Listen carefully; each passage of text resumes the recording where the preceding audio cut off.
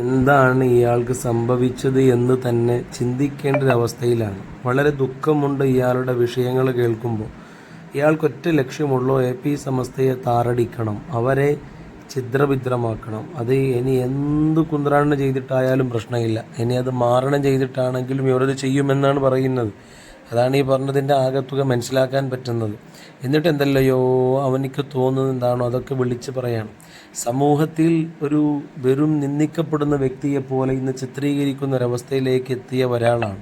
നമുക്ക് അയാളുടെ വാക്കുകളിലേക്ക് കടക്കാം. അതിന് മുമ്പ് ഈ ചാനൽ സബ്സ്ക്രൈബ് ചെയ്യണമെന്ന് അറിയിക്കുന്നു. EK ഉസ്താദിനെ പോലെയുള്ള അല്ലെ കണ്ണിയത്ത് ഉസ്താദിനെ പോലെയുള്ള മഹാന്മാർക്കായിരുന്നു അത് പറയുകയാണെങ്കിൽ പറയാൻ എന്തെങ്കിലുമൊക്കെ അർഹത ഉണ്ടായിരുന്നത്.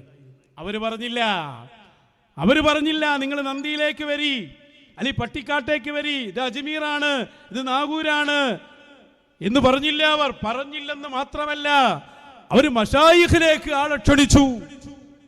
അതാണ് EK ഉസ്താദ്. നിങ്ങൾ അഥവാ അജ്മീറാക്കി നിങ്ങൾ ഒരു സ്ഥലത്തെ കൊണ്ടുപോകുന്നുവെങ്കിൽ നിങ്ങൾ ചെയ്യേണ്ട സംഭവം എന്താ അറിയോ? നേരെ വരക്കൽ മക്കാമിൽ പോകാം. വരക്കൽ മക്കാമിൽ ചെല്ലുക. അവിടെയാണ് മഹാനരായ ശംസുൽ ഉലമയുടെ ഖബറു ഷരീഫ് ഉള്ളത്. അവിടെ പോയിട്ട് അതിനൊന്ന് പരിപാലിച്ച് അവിടെ ഒരു അജ്മീറാക്കാൻ നോക്ക്. കണ്ണിയത്ത് ഉസ്താദിന്റെ മക്ബറയിൽ ചെല്ല്. ഉസ്താദുമാരെ വഴി പറയുന്നവരല്ലേ നിങ്ങൾ? അതിലൊക്കെ വല്ല ആത്മാർത്ഥതയും ഉണ്ടെങ്കിൽ മശായിഖന്മാരെന്ന് ഉസ്താദുമാരെന്ന് നിങ്ങൾ പറയുന്ന നിങ്ങളുടെ ഗുരുവിന്റെ ഗുരുവായ EK ഉസ്താദ് അടക്കമുള്ളവരുടെ സമീപത്ത് ചെന്ന് അവിടെ ഒരു അജ്മീറാക്കി പരിപാലിക്കാൻ നോക്ക്. അതിനൊന്നുമില്ല, സ്വന്തം പെട്ടിക്കട ഉണ്ടാക്കിയിട്ട് അജ്മീറും നാഗൂരും ഉണ്ടാക്കാനുള്ള പരിപാടിയാണ്. അതൊന്നും ഞങ്ങൾ ഹയാത്തിലുള്ള കാലത്ത് അനുവദിച്ചു തരില്ല. അജ്മീറിലെ അലിഫിന് പോലും ഈ പറഞ്ഞ ഒറ്റൊന്നിനും 1000 കൊല്ലം തപസ്സിരുന്നാലും ആവില്ല. അജ്മീറിലെ ഒരു തരി മണ്ണാകണമെങ്കിൽ മശായിഖിന്റെ സമീപത്ത് വന്ന് കാല് പിടിക്കാതെ ഒരു മണല് പോലും നിങ്ങൾക്ക് കിട്ടില്ല. ഹാജയും നിങ്ങളും തമ്മിൽ ബന്ധം വല്ലാത്ത ബന്ധമാണല്ലോ. അത് എന്താ ഈ പറയും നിങ്ങൾ? സൗത്ത് ഇന്ത്യയിൽ ഇത്ര വലിയ അജ്മീറായിട്ട് പൂനൂർക്കാരനെ മര്യാദക്ക് അറിഞ്ഞില്ലല്ലോ. 4 മൈലേറ്റിയാൾ മുന്നിലിരുന്ന് 2 സോഡാന്ന് പാട്ടും പാടി അതാ ഖവാലി. എന്താ ഇപ്പം നിങ്ങൾ മനസ്സിലാക്കി വെച്ചിരിക്കുന്നത്? അജ്മീർ പറയുന്നതിനില്ലേ ഒരു സംഭവം. മലപ്പുറത്ത് ഒരു ചെറിയ പെട്ടിക്കട തുടങ്ങിയിട്ട് ഇന്ത്യ രാജ്യത്തെ ഏറ്റവും വലിയ സൂപ്പർ മാർക്കറ്റാറിന് അങ്ങനെ ഉണ്ടാവും? അല്ലെങ്കിലും 5 റുപ്യേൻ്റെ ലൈസിൽ തന്നെ പെട്ടുവെടുക്കുക അല്ലേ? മൊബൈലിലൊക്കെ നക്കി നോക്കിയാൽ തന്നെ മീനിന്റെ രുചി കിട്ടുന്ന ആളല്ലേ? അതാ ഞാൻ പറഞ്ഞേ, വേറെ ആരും സ്വന്തം പിതാവിനെങ്കിലും ഒന്ന് പിന്തുടരാൻ നോക്ക്. ഇപ്പൊ വേറെ ഷെയ്ഖിനൊന്നും കിട്ടിയില്ലെങ്കിൽ സ്വന്തം പിതാവ് മുമ്പൊക്കെ ജീവിച്ചൊരു വഴിയുണ്ടല്ലോ, അതെങ്കിലും ഒന്ന് പിന്തുടർന്ന് നന്നാകാൻ നോക്ക്. ആ വഴിയിലൂടെ നീങ്ങിയിട്ട് അവർ മുമ്പ് ചെയ്ത പണികളൊക്കെ ഉണ്ടാക്കുന്ന എടുത്തു നോക്ക്. അജ്മീറും ചെറുതൊന്നും പോരേനും. അജ്മീർ എന്ന് പറഞ്ഞാൽ ഇന്ത്യ രാജ്യത്തിന് ഇപ്പം അതിനപ്പുറത്തൊന്നുമില്ലല്ലോ, വലുതേ പറ്റൂ. വലിയ ആത്മീയ ചൂഷകന്മാര് കാലഘട്ടത്തിലെ മശായിഖിന്റെ എല്ലാ വെറുപ്പും വാങ്ങിയിട്ട് ഒരു അജ്മീറാക്കാൻ നോക്കുകയാണ്. കഴിഞ്ഞിട്ടില്ല, ഒന്നുകൂടി അയാൾ പറയുന്നുണ്ട്. വന്നിട്ടുണ്ട്, അവർ ആത്മീയ പ്രബോധനങ്ങളുമായി വന്നിട്ടുണ്ട്. അതേ രീതിയിൽ ഹാജിയുടെ ശിഷ്യന്മാര് ഇങ്ങനെ വന്ന ഒരു ശൃംഖല നമ്മൾ കണ്ടുവല്ലോ. അതുപോലെ UP-യിൽ നിന്ന് വന്നിട്ടുള്ളവരാണ്, മാണിക്കപ്പൂരിൽ നിന്ന് വന്നവരാണ്, നാഗൂറിലെ ഷേഖ്. അവര് കോഴിക്കോട്ട് വന്ന മുച്ചന്തിപ്പള്ളിയിൽ 40 ദിവസം താമസിച്ചു. ആ ചില്ല അവിടെ നമുക്ക് ഇപ്പോഴും പോയാൽ കാണാം. അവര് പൊന്നാനിയിൽ പോയി, പാലക്കാട് പോയി, ട്രിച്ചിയിൽ ചെന്ന് ട്രിച്ചിയിൽ നത്ഹർ ആലം ബാദുഷായുടെ അടുത്ത് ചില്ലയിരുന്നു. പിന്നെയാണ് നാഗൂറിലേക്ക് പോകുന്നത്. നത്ഹർ ആലം ബാദുഷാ എന്ന് പറഞ്ഞാല് കാപ്പി കുടിക്കുന്നവരൊക്കെ കൈപോക്ക്, കാപ്പി കുടിച്ചൊരു കൈപോക്ക്. ഉറങ്ങാൻ തോന്നുന്നു അല്ലേ? കാപ്പി ഇവിടെ അടുത്ത് എന്റെ വല്യപ്പന്റെ വീട്ടിൽ കേട്ട ആൾക്കാർ ഉറങ്ങാതെ ബാക്കി പറയാ. കാപ്പി ഉണ്ടായിരുന്നു പണ്ട്. കോഫിന്റെ മരം കണ്ടിട്ടില്ലേ? ഇന്ത്യയിൽ കോഫി ഉണ്ടായിരുന്നില്ല. ഇന്ത്യയിലേക്ക് യമനിൽ നിന്ന് കോഫി കൊണ്ടുവന്നത് ഈ തൃശ്ശാപ്പള്ളിയിലുള്ള മഹാനാണ്. മൂപ്പരാദ്യം വന്നത് ദാദാ ഹയാത്ത് എന്ന് പറയുന്ന കർണാടകയിലെ ഒരു മലന്റെ മുകളിലാണ്.